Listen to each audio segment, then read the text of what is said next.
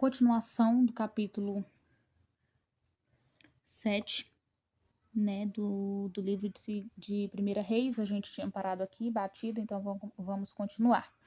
Em cada carrinho havia 4 rodas de bronze com eixos de bronze, cada um com uma bacia apoiada em 4 pés infundida ao lado de cada grinalda.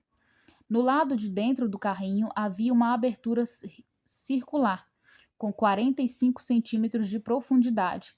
Essa abertura era redonda e com sua base media 70 centímetros. Havia esculturas em torno da abertura. As placas dos carrinhos eram quadradas e não redondas.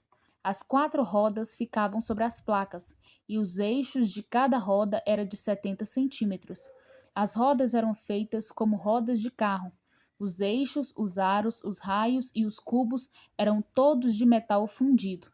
Havia quatro cabos que se projetavam do carrinho, um em cada canto. No alto do carrinho havia uma lâmina circular de 22 centímetros de altura. Os apoios e as placas estavam fixados no alto do carrinho. Ele esculpiu figuras de querubins, leões e tamareiras na superfície dos apoios e nas placas em cada espaço disponível, com grinaldas ao redor. Foi assim que fez os 10 carrinhos. Foram todos fundidos no mesmo moldes e eram idênticos no tamanho e na forma. Depois ele fez 10 pias de bronze, cada uma com capacidade de 800 litros, medindo 1,80 m de diâmetro, uma pia para cada um dos 10 carrinhos. Ele pôs 5 carrinhos no lado sul do templo e 5 no lado norte. Pôs o tanque no lado sul, no canto sudeste do templo.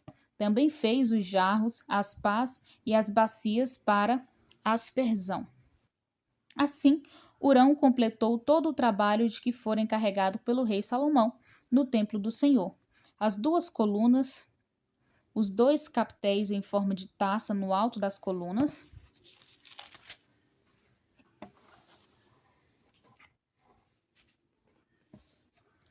os 2 conjuntos de correntes que decoravam os 2 captéis, as 400 romãs para os 2 conjuntos de correntes, sendo 2 fileiras de romãs para cada conjunto, os 10 carrinhos com as suas 10 pias, o tanque e os 12 touros debaixo dele, e os jarros, as pás e as bacias de arpesão.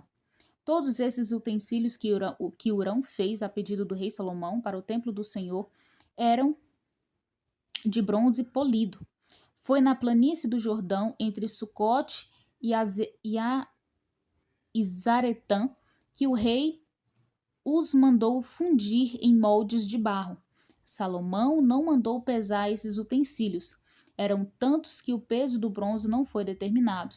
Além desses, Salomão mandou fazer também estes outros utensílios para o templo do Senhor: o altar de ouro, a mesa de ouro sobre a qual ficavam os pães da presença, os candelabros de ouro puro, 5 à direita e 5 à esquerda, em frente do santuário interno, as flores, as lâmpadas e as tenazes de ouro, as bacias, os cortadores de pavio, as bacias para aspersão, as tigelas e os incensários, e as drobadiças de ouro para as portas da sala interna, isto é, o lugar santíssimo, e também para as portas do átrio principal.